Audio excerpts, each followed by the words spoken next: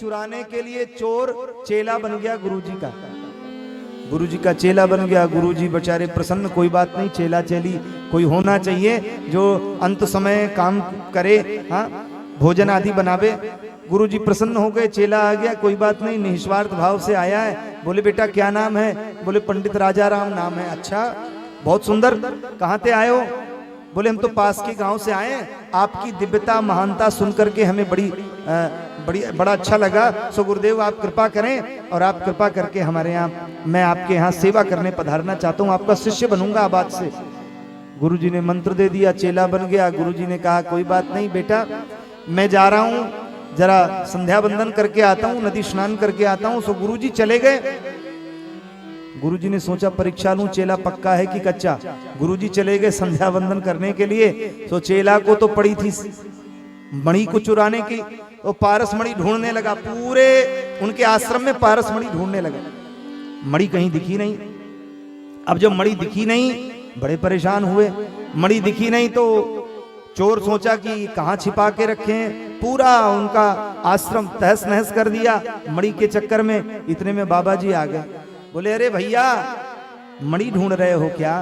बोले गुरुदेव वो तो मैं साफ सफाई कर रहा था। कह नहीं साफ सफाई करो ठीक है, लेकिन मैं समझ रहा हूं तुम मणि को ढूंढ रहे हो, तो देखो वो जो सामने अलमारी है उसमें मणि है। कहे बाबा मैंने कभी देखा नहीं, देखने की इच्छा। कहे जाओ जाओ, उसी में मणि है, ले जाओ, मुझे क्या, मैं तो बैरागी हूं, तुम्हारे काम आएगी। चोर गया, अलमारी खोली, बोले यहां तो कोई मणि वड़ी है नहीं। कहे वो लोहे के डिब्बी में मणि रखी हुई। चोर ने कहा बाबा हमको बेवकूफ समझ के रखे हैं क्या? लोहे की डिब्बी में पारस मणि रखी और लोहे का डिब्बी लोहे का ही है। ये तो सुनते हैं कि लोहे से स्पर्श हो जाती तो सोना हो जाता। बोले बेटा खोलो। डिब्बी खोला तो उसमें कपड़े के बीच में मणि रखी है।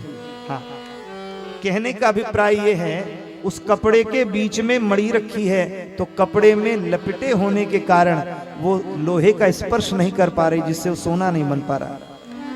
तो यहां इस घटना का ये अभिप्राय है कि हम लोगों के, आप लोगों के बीच में भी हम सब दिव्य मणि के समान हैं। हमारी अंतरात्मा भी उसी तरह मणि के समान चमक रही है जिस तरह से पारस मणि है। हाँ। लेकिन क्या दिक्कत है कि हमारे और परमात्मा के बीच में, लोहे के बीच में और मणि के बीच में कपड़ा पड़ा हुआ है। ये जो अज्ञान का वस्त्र है, यही हमारे और भगवान के जीव के बीच में बाधा कर रहा है। बोली भक्तवत्सल भगवान की जय। राधे कृष्ण राधे कृष्ण कृष्ण कृष्ण राधे राधे राधे श्याम राधे। परिक्रमा की वजह से मार्ग बंद हो जाएगा, सो सवेरे भगवान ठाकुर जी की सेवा भी करनी है। इसलिए हमारे पुजारी राधे राधे राधे श्याम श्याम राधे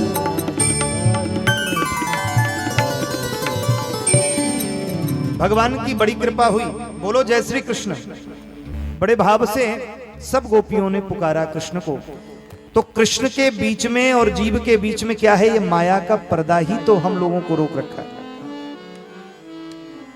ये जो अविद्या, अस्मिता, अभिनिवेश, ये जो माया के पर्दे हैं, इन्होंने ही भगवान ठाकुर जी से हम सबको दूर रखा। ज्यादा अंतर नहीं है, भगवान तो आपके पास ही है। रामचरितमानस में राम जी को ऊपर कर दीजिए, चरित्र और मानस दो शब्द आते हैं। आपका चरित्र मंगल हो जाए और मानस माने आपके जीव, आपके हृदय में सभी मानवों के प्रति श्रद्धा जग जाए, करुणा जग जाए, तो तीसरे सीढ़ी पे हमारे राम जी खड़े हैं। बोलो जय श्री कृष्ण। भक्ति ज्ञान वैराग्य की त्रिवेणी भागवत है। इस त्रिवेणी में अवगहन करते ही ज्ञान और भक्ति का, ज्ञान वैराग्य का मार्जन हो जाता है। भक्ति प्रकट होकर के ठाकुर जी से आपका हाथ पकड़ा देती है। बस अंतर कितना है कि हम लोग उस माया के पर्दे को देख नहीं पा रहे। हाँ, घूंघट के पट खोल तो हे पिया मिलेंगे, अंदर के पट खोल तो हे प्रभु मिलेंगे। बस अंतर यही है कि हमारे में ठाकुर जी के ठाकुर जी के पहुंचने तक, पास तक समर्पण नहीं हो पाता। इसीलिए कवि कहते हैं कि समर्पण बिना गीत क्या गाइए, प्रभु से विमुख होके पछताइएगा,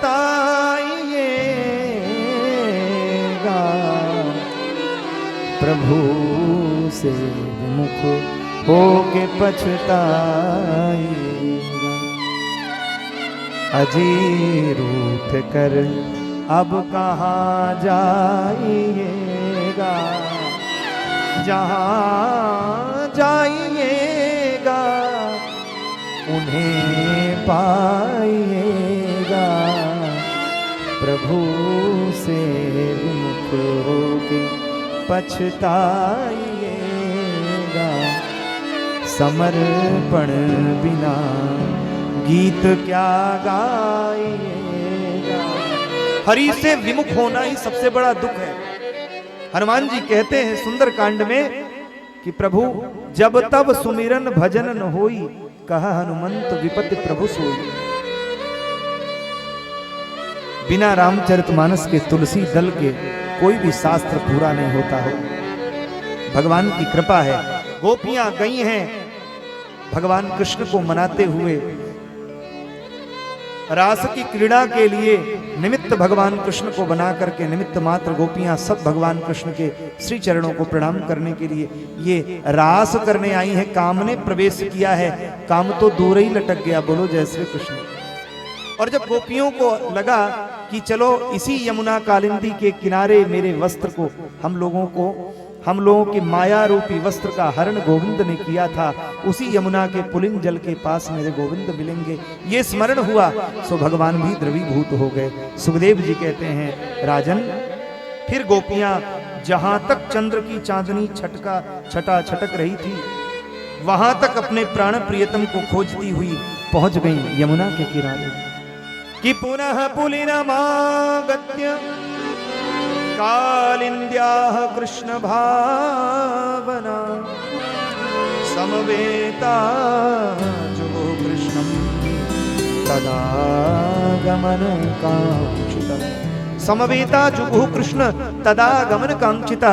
अब यमुना के किनारे गई हैं, भगवान नहीं प्रकट हो रहे, प्राण वल्लभ नहीं प्रकट हो रहे। सो कोई गोपी आपस में भाव करती हैं और गोपियों ने भाव किया है और एक गीत गाया है जिसे हम लोग गोपी गीत कहते हैं। बोलो जय श्री कृष्ण। पुनः पुलिनमागत्य कालिन्द्या कृष्ण भावना, समवेता जुगो कृष्ण तदा गमन कांक्षिता। और सब गोपियां भगवान को मनाने के लिए गोपी गीत का पाठ करती हैं। ये गोपी गीत की फलश्रुति है कि जो गोपी गीत का पाठ करता है, जो गोपी गीत को नित्य पाठ करता, नित्य श्रवण करता है, उसके यहाँ ठाकुर जी स्वयं चल के आते हैं। बोलो जय श्री कृष्ण। ये बड़ा अद्भुत गीत है। इस गीत के माध्यम से गोपियों ने भगवान को पुकारा है कि जयति ते अधिकम जन्मना ब्रजा, श्रयति इंदिरा सस्वदत्र ही। गोपियों ने बड़े भाव से पुकारा। हम लोग भी गोपी गीत के इस भाव को स्मरण करें और गोविंद को पुकारें। हमारे जीवन में भी ये यमुना का तट है, ये माया रूपी नदी है। इस माया के जीवन में दो हैं कूल, अनुकूल प्रतिकूल। दोनों ही कूलों के बीच सरिता समान सजा बहना चाहिए, जैसे रखे राम जी रहना चाहिए।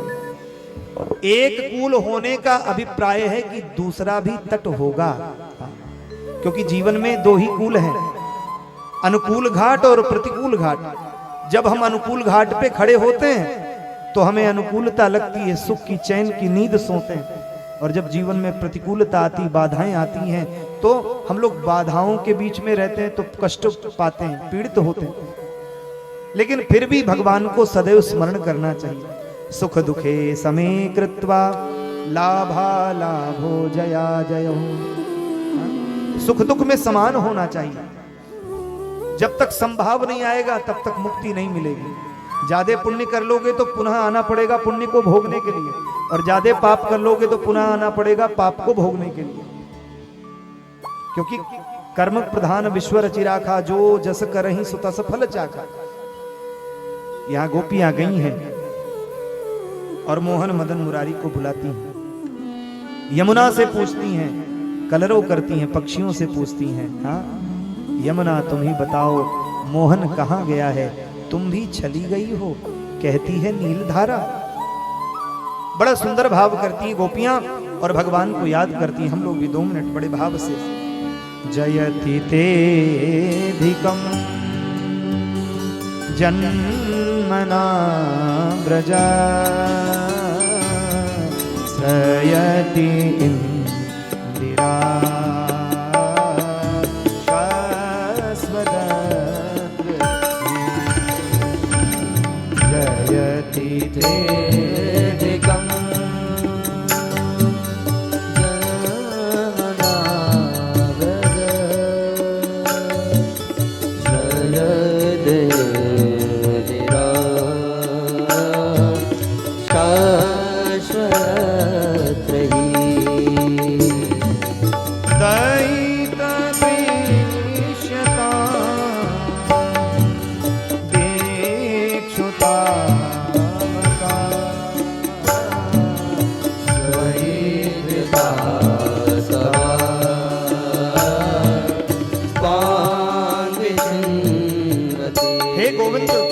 पधारो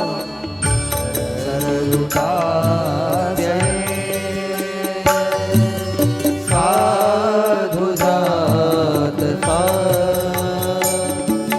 सरसि जोदरा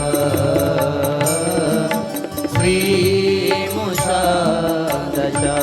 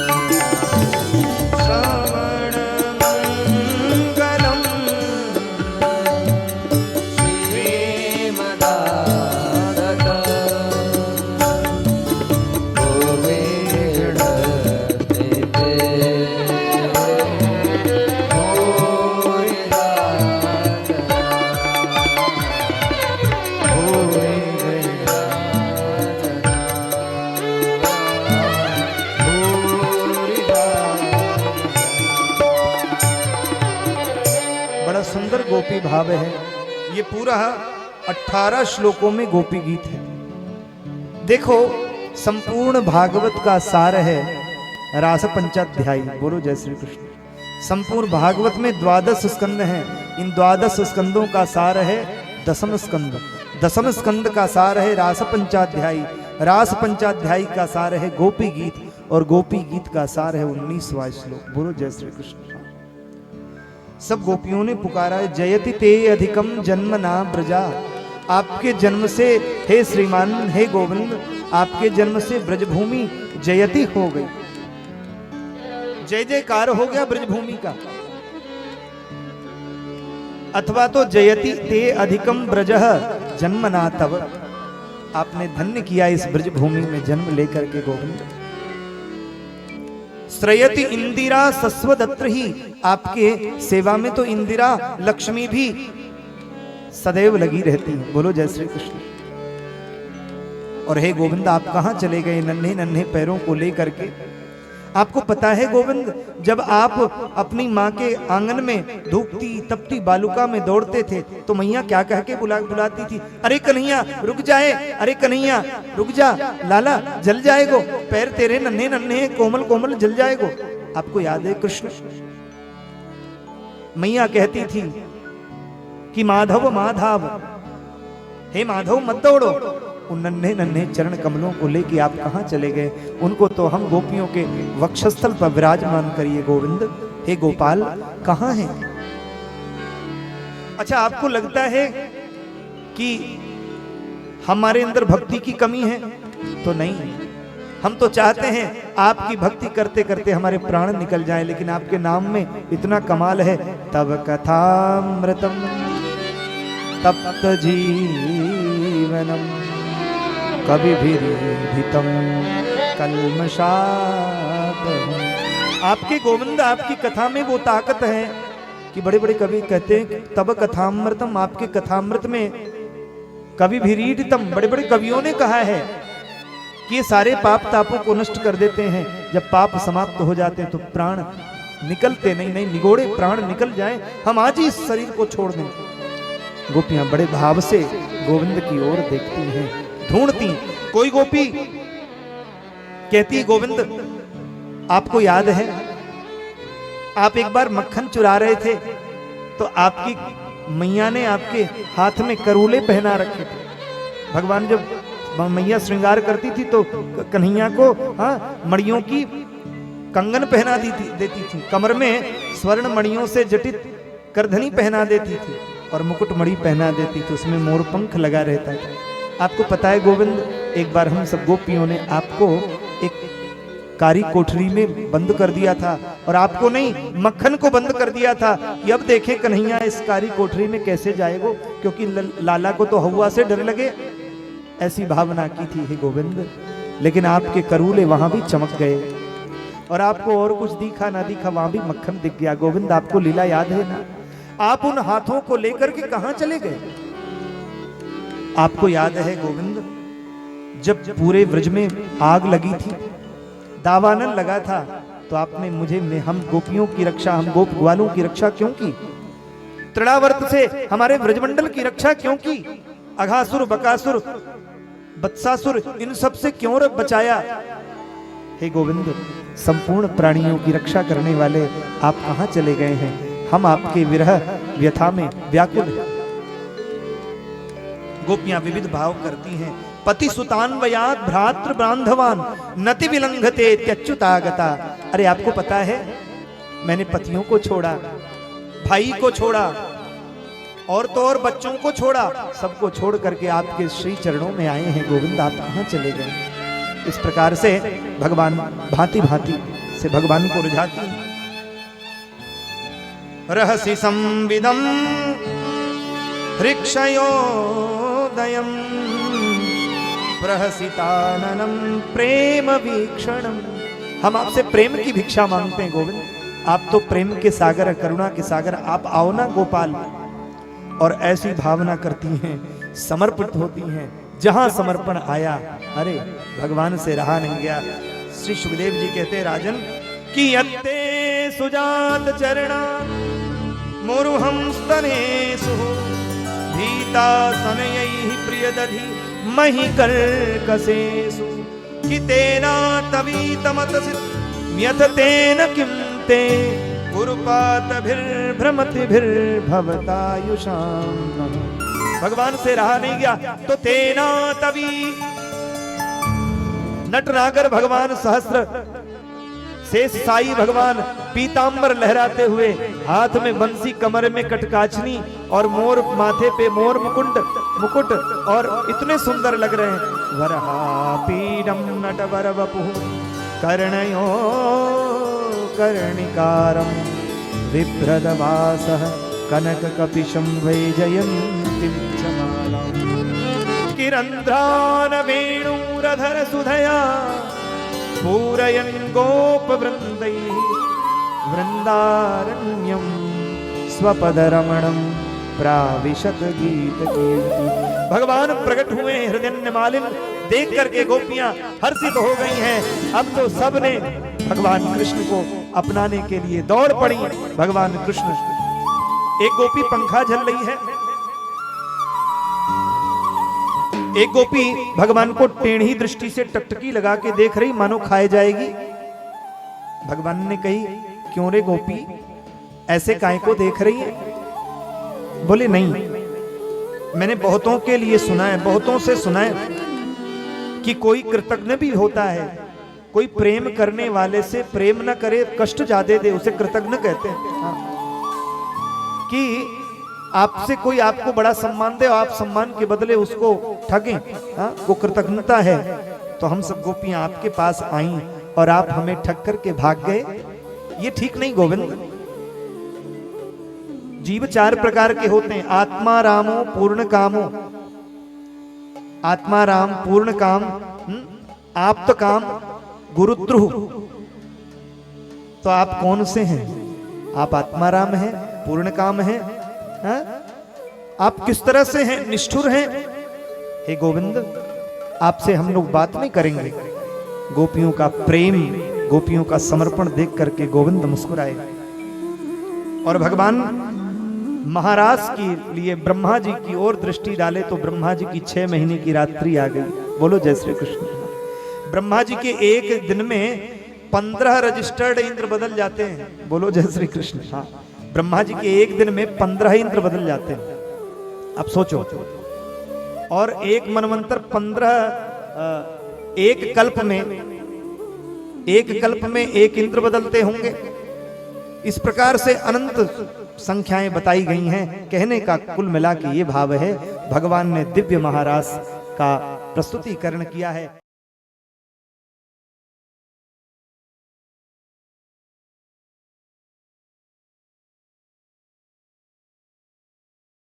आनंद टीवी से जुड़ने के लिए आप हमें व्हाट्सएप करें 9277395752 पर।